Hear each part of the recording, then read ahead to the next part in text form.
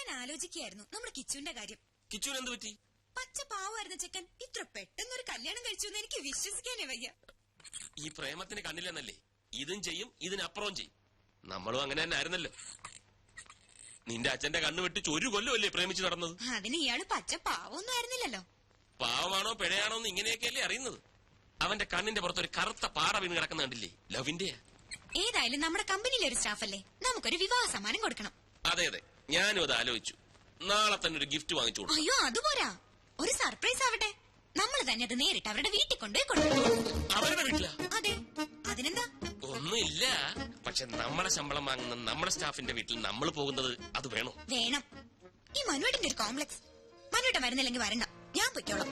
വേണ്ട വേണ്ട, നമുക്ക് ഒരുമിച്ച് പോകാം, അതാ എല്ലാവർക്കും നല്ലത്. സാർ, ഇത് വെറുതെ കുഴപ്പത്തിനാണ്. ഒരിക്കലൊരു നുണ പറഞ്ഞു, രഞ്ജി ചേച്ചി അത് വിശ്വസിക്കുകയും ചെയ്തു. ഇനിയെങ്കിലും ഇതൊന്ന് നിർത്തിക്കൂടെ? നിർത്താമായിരുന്നു, പക്ഷെ അവൾ വിശ്വസിച്ചു പോയില്ലേ. ഇനി പൊളിഞ്ഞാലാണ് കൂടുതൽ കുഴപ്പം. കറക്റ്റ്. ഈ കിച്ചുൻ എന്താ പറഞ്ഞ മനസ്സിലാവാത്തത്? കണ്ടോ കണ്ടോ, അഖിലേക്ക് കോമൺ സെൻസ് ഉണ്ട്.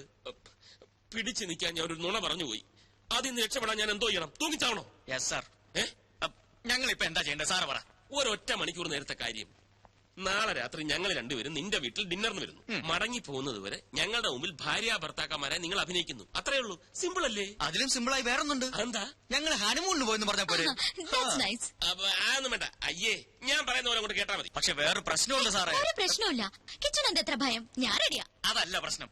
എന്റെ വീട് കണ്ട ഒരു വിവാഹിതന്റെ വീടാണെന്ന് പറയേയില്ല. അതെന്താ, നിന്റെ വീട്ടിന് മുമ്പിൽ എഴുതി വെച്ചിട്ടുണ്ടോ ഞാൻ വിവാഹിതനല്ലേ എന്ന്? അങ്ങനെ എഴുതി വെക്കേണ്ട ആവശ്യമില്ലല്ലോ സാർ. ഒരു ഡൈനിങ് ടേബിൾ ഇല്ല, ഒരു അലമാരി ഇല്ല, ഒരു സോഫ സെറ്റ് ഇല്ല, ഒരു വാഷിംഗ് മെഷീൻ ഇല്ല, പിന്നെ ഒരു ടിവി ഇല്ല, ഫ്രിഡ്ജ് ഇല്ല, കിച്ചൺ വെസൽസ് ഇല്ല. അയ്യോ, പിന്നെ മെയിൻ ഐറ്റം ഒരു ഡബിൾ കോട്ട് ബെഡ്. നിങ്ങൾക്ക് കിടന്ന് ഇങ്ങനെ. ഓ, എന്നാ പിന്നെ ഒരു കൊച്ചിനെ കൂടെ വേണിയില്ല. എന്താന്ന് വെച്ചാ വാങ്ങി.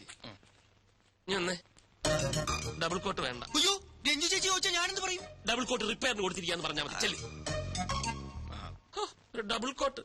എന്തെല്ലാം പുലിവാല ദൈവമേ.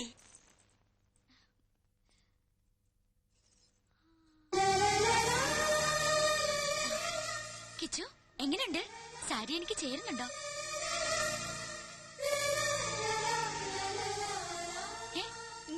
ഈ വേഷത്തിൽ താൻ സുന്ദരിയായിരിക്കുന്നു. അല്ലെങ്കിൽ ഞാൻ സുന്ദരിയല്ലേ? എന്നല്ല, ഇപ്പൊ കണ്ട ഒരു നവവധുവിനെ പോലെ തന്നെയുണ്ട്. അയ്യേ, ഇതൊന്നൊരു വേഷം കിച്ചു. പുതിയ ഷർട്ട് ഇട്ട് നിൽക്കാൻ ഞാൻ പറഞ്ഞതല്ലേ. ഇതൊക്കെ എന്തിനാ ഇവിടെ വാങ്ങി വെച്ചിരിക്കുന്നത്? ഇതൊക്കെ മതിയെന്ന്. പോരാ, അഖിലയുടെ ഹസ്ബൻഡായി അഭിനയിക്കാൻ ഇത്രയും ഗ്ലാമർ പോരാ. ഊരിക്കേ. ഇനി ഇതങ്ങോട്ടിട്ടെ.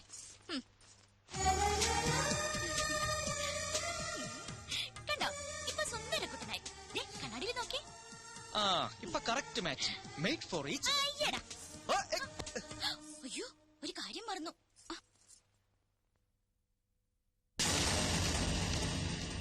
അത് വേണ്ട. ഒരു പെണ്ണിന്റെ നെറുകയിൽ ആദ്യമായി സിന്ദൂരം അണിയിക്കേണ്ടത് താലി കെട്ടിയ പുരുഷനാ.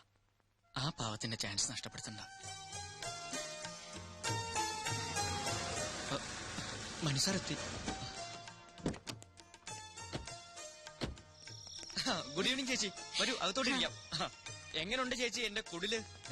കുടിലോ? ഇതൊരു കുട്ടി കൊട്ടാരല്ലേ. താങ്ക്സ്. മനുവേട്ടൻ എപ്പോഴും പറയാറുണ്ട് കിച്ചു വളരെ ഇന്നസെന്റ് ആണെന്ന്. ആണോ? എന്നാ ഒരു താങ്ക്സ് കൂടെ. എന്നാ കിച്ചുനൊരു ഇത്തിരി കള്ളത്തനുണ്ടെന്ന്. താങ്ക്സ്.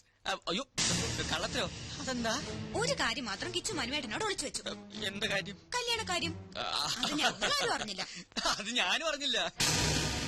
അല്ല, ഇതൊക്കെ പെട്ടെന്ന് അറേഞ്ച് ചെയ്തുകൊണ്ട് ആരെ അറിയിക്കാൻ പറ്റില്ല എന്ന് പറയാൻ വരികയായിരുന്നു. കിച്ചു നന്നായിട്ട് വീട് അറേഞ്ച് ചെയ്തിട്ടുണ്ടല്ലോ. താങ്ക്സ്. അത് ഒറ്റ ദിവസം കൊണ്ട്. അല്ല, ഈ കല്യാണം പെട്ടെന്നായതുകൊണ്ട് എല്ലാം ഒറ്റ ദിവസം കൊണ്ട് സെറ്റപ്പ് ആക്കി പറയുകയായിരുന്നു. ഇപ്പൊ ഈ പെയിന്റിംഗ് എങ്ങനെയുണ്ട്? അഖില വരച്ചതാ? അഖില പെയിന്റ് ചെയ്യൂ. പിന്നെ ഈ മുറി മുഴുവൻ പെയിന്റ് ചെയ്ത് അഖിലല്ലേ? മനസ്സിലായില്ലേ? ഒരു തമാശ പറയാൻ ശ്രമിച്ചതാണ്. ഹലോ, വരൂ ചേച്ചി. എങ്ങനെ ഉണ്ടായിരുന്നു സാർ? ടോട്ടൽ കുളമാക്കി. എങ്ങനെ? Over expense, over expression. തലനാരിഴയ്ക്കാണ് രക്ഷപ്പെട്ടത്. ഞങ്ങളുടെ പാചകമൊക്കെ ഇഷ്ടമായോ ചേച്ചിക്ക്? ഗ്രേറ്റ്. അഖില എന്താ ഇരിക്കാത്തത്? അതെ, അഖില ഇരിക്കൂ. നമ്മളുടെ എന്തിനാണ് ഒരു ഫോർമാലിറ്റി അല്ലേ? ഞാൻ ഇരുന്നോളാം. അല്ല, മനസ്സാർ ഒന്നും കഴിക്കുന്നില്ലല്ലോ. കഴിക്കൂ സാർ, എല്ലാം സാറിന്റെ പണം തന്നെയാണ്. അല്ല, സാറ് തരുന്ന ശമ്പളം കൊണ്ടാണ് ഇതൊക്കെ വാങ്ങിയതെന്ന് പറഞ്ഞുകൊണ്ട് വരികയായിരുന്നു. നിങ്ങൾ ഹണിമൂൺ എവിടെയാ പോയത്? ഹണിമൂൺ എവിടെയാ സാറ് പോയത്? ഊട്ടിയില്. നിങ്ങളുടെ ഹണിമൂൺ ഞാനെങ്ങനെ അറിയുന്നു? അല്ലേ, ഹണിമൂൺ ഞങ്ങളുടെ ആയിരുന്നല്ലോ. ഒരുപാട് സ്ഥലങ്ങൾ പ്ലാൻ ചെയ്തിരുന്നു, പക്ഷെ സാറ് സമ്മതിക്കണ്ടേ. ജോലി തിരക്ക്. കല്യാണം കഴിഞ്ഞ സ്ഥിതിക്ക് അഖിലേനി മോഡലിംഗ് ഉപേക്ഷിക്കോ? ഉപേക്ഷിച്ച മനുസാർ കൊഴിയില്ലേ അല്ലേ സാറേ? അതെ അതെ, അഖിലെ കമ്പനിയിലെ ഏറ്റവും നല്ല മോഡലല്ലേ? മാത്രവുമല്ല കരിയർ ഇസ് കരിയർ അല്ലേ? അതെ സാർ. അല്ല, ചേച്ചിയും സുന്ദരിയാണല്ലോ, എന്നിട്ടെന്താ മോഡലിംഗ് ചെയ്യാത്ത? അതിന് മനുവേട്ട സമ്മതിക്കണ്ടേ? അതെന്താ സാറേ, സാറിന് മോഡലുകൾ വലിയ ഇഷ്ടമല്ലേ? ചിക്കൻ ഫ്രൈ നിറകെ കേറി. സാറ് വെള്ളം കുടിക്കോ? അതെ, തമിഴ് സ്വീറ്റ്സ് എടുത്തോണ്ട് വാ. സാറിന് ഞാൻ വെള്ളം കുടിപ്പിക്കാം. കിച്ചു പോയി സ്വീറ്റ്സ് എടുത്തോണ്ട് വാ. ഞാൻ വെള്ളം കുടിപ്പിക്കാം. പോയി സീറ്റ്സ് എടുത്തു. ഞാൻ വെള്ളം കുടിച്ചോളാം. പഞ്ചാരക്കുട്ടപ്പന് സ്വീറ്റ് തിന്നു. ഐസ്ക്രീം റെഡിയാണോ മാഡം? ഇയാൾ എന്തിനാ ഇങ്ങോട്ട് വന്നത്? അത് പിന്നെ ഈ ഭാര്യ ഭർത്താക്കന്മാരായിട്ട് അഭിനയിക്കുമ്പോ സംശയം തോന്നുകയേ ചെയ്യരുതെന്നല്ലേ മനസ്സാറ് പറഞ്ഞിരിക്കുന്നത്. അതുകൊണ്ട് ഭാര്യയെ സഹായിക്കട്ടെ എന്ന് പറഞ്ഞ് ഞാനിങ്ങ് പോന്നു. ഞാൻ എന്ത് ഹെൽപ്പാണ് ചെയ്യേണ്ടത്?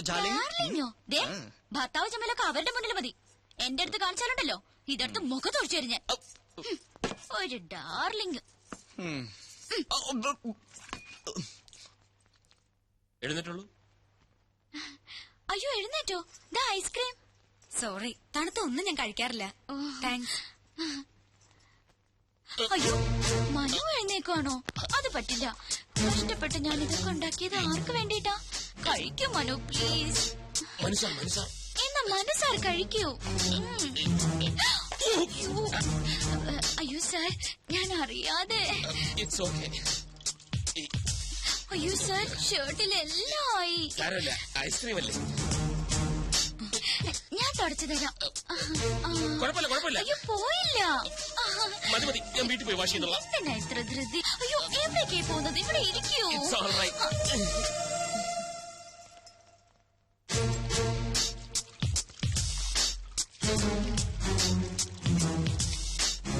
പോയോ? ഇനി എപ്പോഴാ കാണുന്നത്? നിക്കൂന്നേ.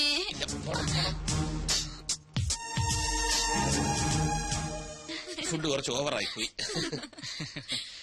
ഇനി എന്നാ അങ്ങോട്ടൊരു വിസിറ്റ്? എങ്ങോട്ട്? ഞങ്ങളുടെ വീട്ടിലേക്ക്. അല്ലേ മനുവേട്ടാ? അതെ. അയ്യോ, ഒരു കാര്യം മറന്നു. ഒരു സ്നാപ്പ്. രണ്ടുപേരും ചേർന്ന് തന്നെ. ഫോട്ടോ എടുക്കണ്ട. ഇത് പഴഞ്ചൻ ക്യാമറ. ഇതൊക്കെ മതി. എനിക്ക് ആൽബത്തിൽ സൂക്ഷിക്കാനാ. പോസ് ചെയ്തേ. നിക്കാനല്ലേ പറഞ്ഞത്? അങ്ങനെ അല്ല കിച്ചു, തോളി കൈയിട്ട് നിൽക്കാൻ. തോളി കൈയിടണ്ട.